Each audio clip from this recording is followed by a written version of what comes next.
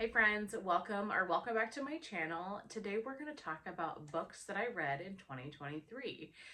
Part 1. I'm thinking this is going to have to be a multi-part video for sure because as of today, there's still time left in the year. I'm starting to film this early.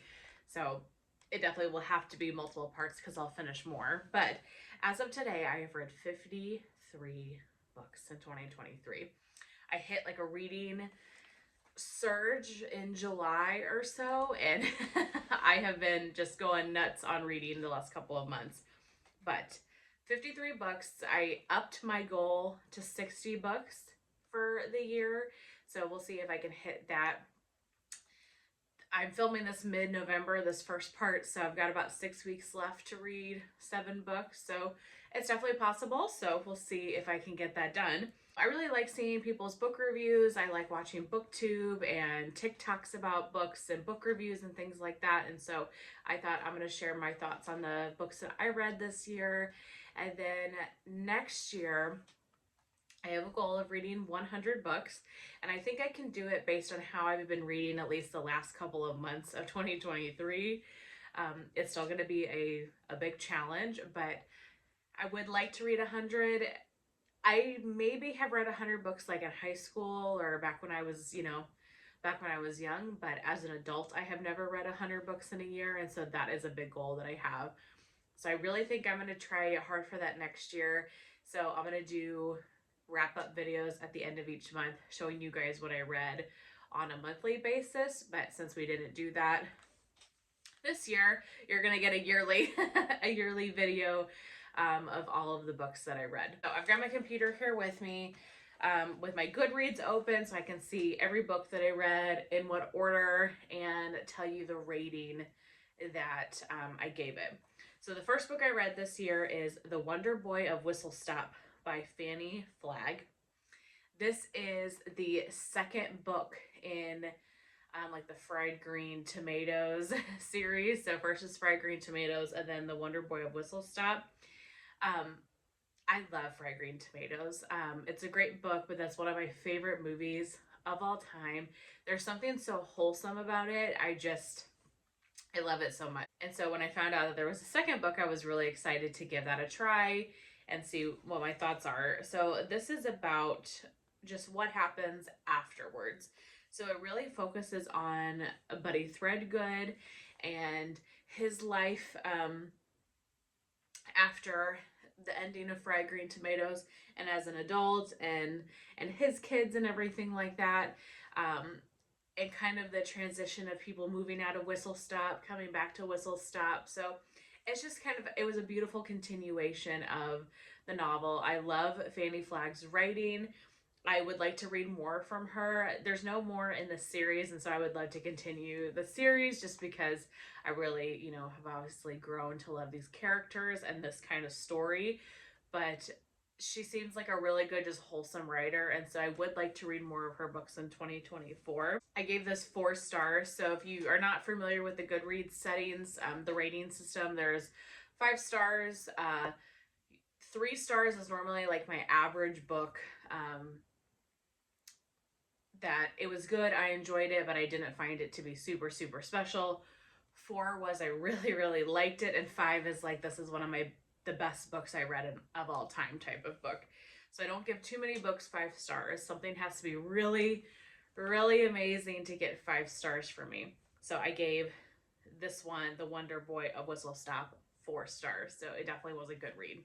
The next book I read was The Perfect Marriage by Geneva Rose. I've actually read 2 Geneva Rose novels this year. So this is about a husband and wife. The wife is a lawyer. She's really got her career and life figured out.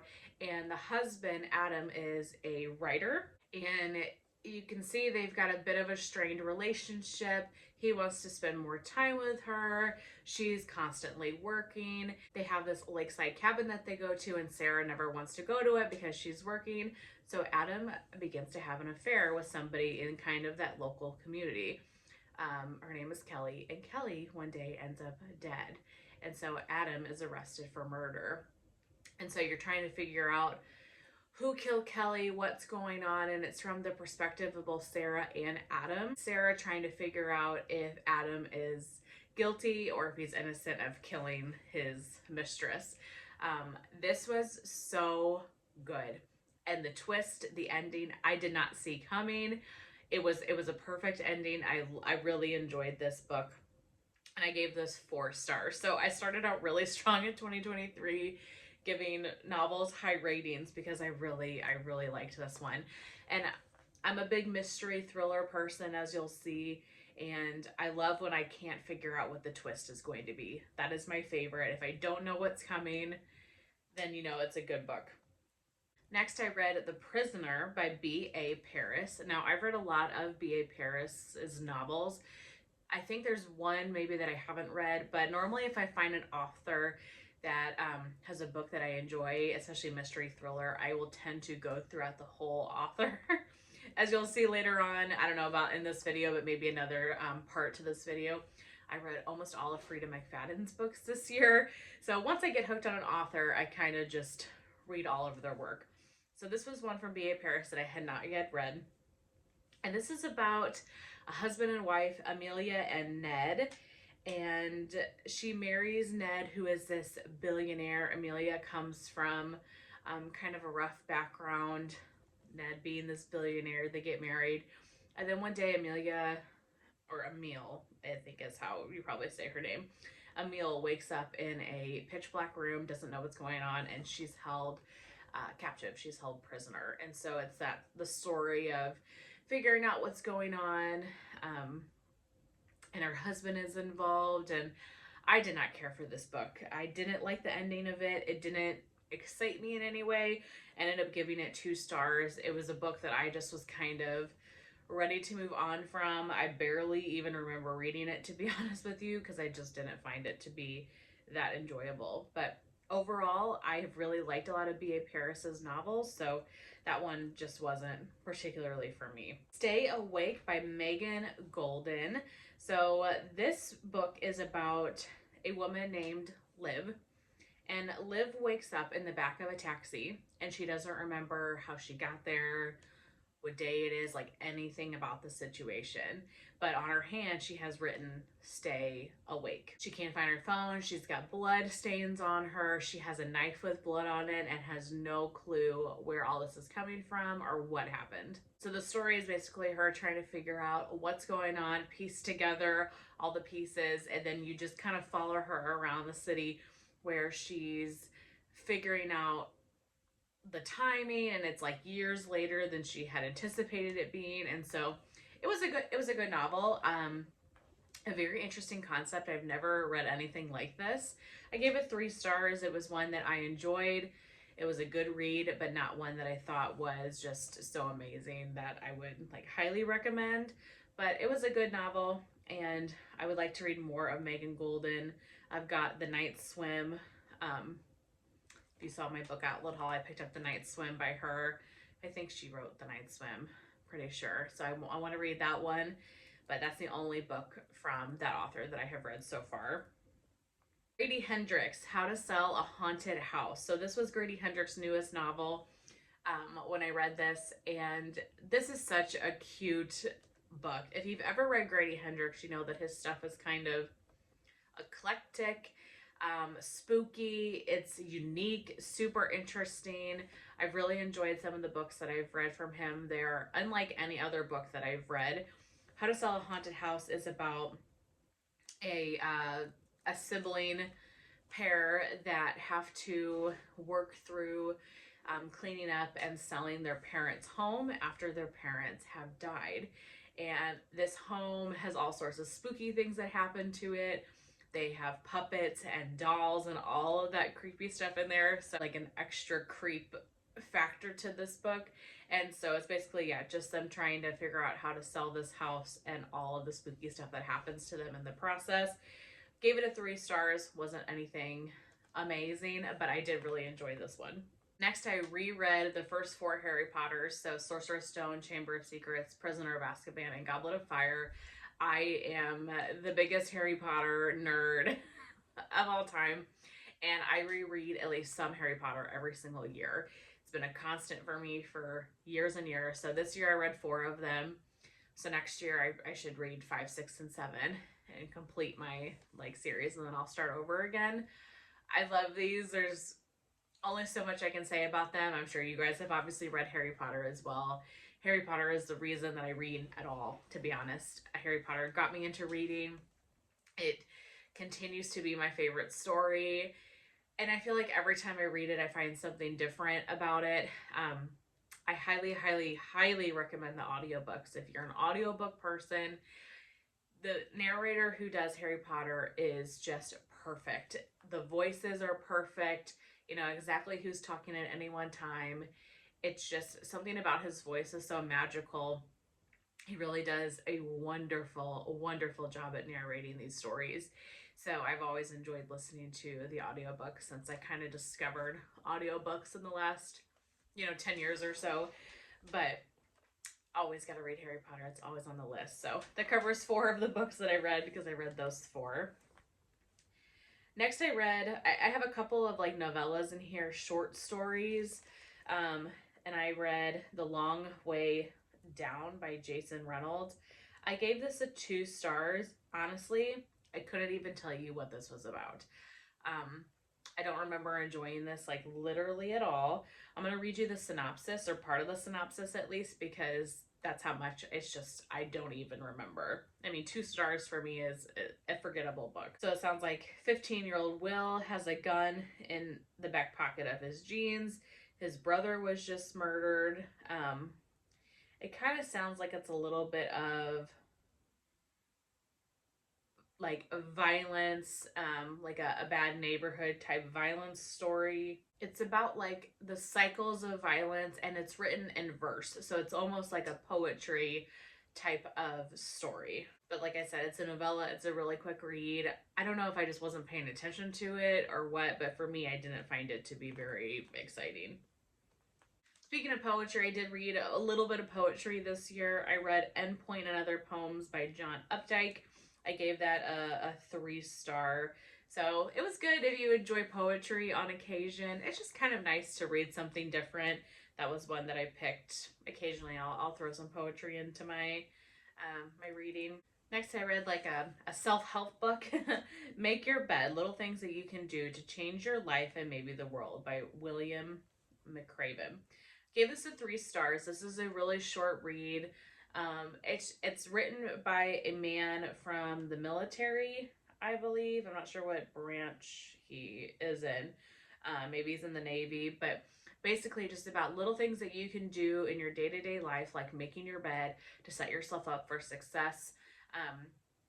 Kind of lessons that he learned when he was in the military that he's passing on to you. So if you're looking for just a quick self-help kind of motivational book, I think this audiobook was like 2 hours long, a short read full of good content. I think I gave this 3 stars. So it was an enjoyable read if you're into that type of self-development content.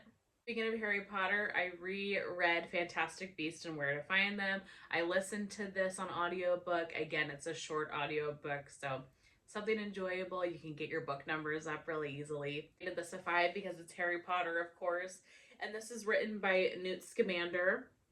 And he's going over just the various magical creatures, where you could find them, the details about them. It's almost like an encyclopedia of magical creatures, and it's a fun listen. So I reread that one. I read that one a few times as well. So I'm going to kind of do these 2 together, even though I didn't necessarily read them back to back. But The Kind Worth Killing and The Kind Worth Saving by Peter Swanson. This is a duology. The Kind Worth Killing by Peter Swanson is one of the best books I've ever read. So this was actually a reread for me this year. It was a standalone novel, and then Peter Swanson wrote The Kind Worth Saving. And I read The Kind Worth Killing a couple of years ago, and so I wanted to reread it so I would get fully refreshed before I went into The Kind Worth Saving. So I reread The Kind Worth Killing. It is a 5-star read. It really is one of the best thrillers I've ever read, in my opinion. It's about these 2 people that meet at an airport bar and basically come up with a plan to murder the man's wife. And everything is not what you expect it to be. Everything is twisted. and there's so many twists and turns throughout it. It is so good, and the ending just really leaves you on a cliffhanger. It is so exciting, and it's one of those that I didn't see coming. Um, Really, really good novel. If you like good psychological suspense thrillers with a lot of twists and turns, it's a great one. Highly recommend. So, reread that one to get prepared for The Kind Worth Saving. Then I read The Kind Worth Saving, and I didn't enjoy it near as much. I gave it a 3 stars. It was still a good book, but it wasn't anything I found to be super intriguing. I don't want to say too much about it because if you haven't read The Kind Worth Killing, it would kind of give it away a little bit, but it's its own story, but it has some of the characters from The Kind Worth Killing, and it, continues on the story. So I think the last book I'm going to talk about today, just in an effort to keep this video not super, super long, is Lessons in Chemistry by Bonnie Garmis. This is really popular right now. I've seen this all over the place. People really like it. I just thought it was okay. I gave it 3 stars. It was nothing amazing to me. And I don't particularly like books I found that have characters that are super socially awkward. Um, I just have no social cues, like, don't understand social cues at all. I have read a few books like that. It seems like there's been a lot of books lately that kind of have a character like that. Like The Maid from Nita Prose, I think, is the author of that one, if that's correct. But these characters that just are very, like, fit in their box, and they do this, and this, and they don't understand social cues. I don't know what it is. I don't particularly care for these books. And I felt like this character was a lot like that. This is about Elizabeth Zott. She is a scientist. Back in the time where women weren't really working, women weren't scientists, and I work in the science field as well, so I did find that to be a really intriguing part of this book, and just her doing science and getting the credit that she deserves for things, and kind of that struggle between a man getting the credit for her work. And so her life kind of takes a turn where she ends up doing this TV show, and it's a cooking show, but she brings science into it, and she's a mother. And so it's just kind of her navigating that. It was a really cute story. Again, I just find those characters to be not that exciting to me personally. So I gave this a 3 star, but it's very highly rated on Goodreads. And so I know a lot of people like it. And so if that sounds even semi interesting to you, I would pick it up. But we're going to stop there for today. I think make this video super, super long, but that is part 1 of all of the books that I read in 2023. We have a lot more to go. And then the next part, pretty sure, right? Oh yeah. In the next part, we're going to talk about the books that just made me fall into love with reading again. It almost was like a Harry Potter moment for me back in July. So I'm excited to share with you guys that and talk to you a little bit about that series. But that's everything for this video. I really hope that you guys enjoyed seeing everything that I read so far in 2023, and we'll see you in part 2.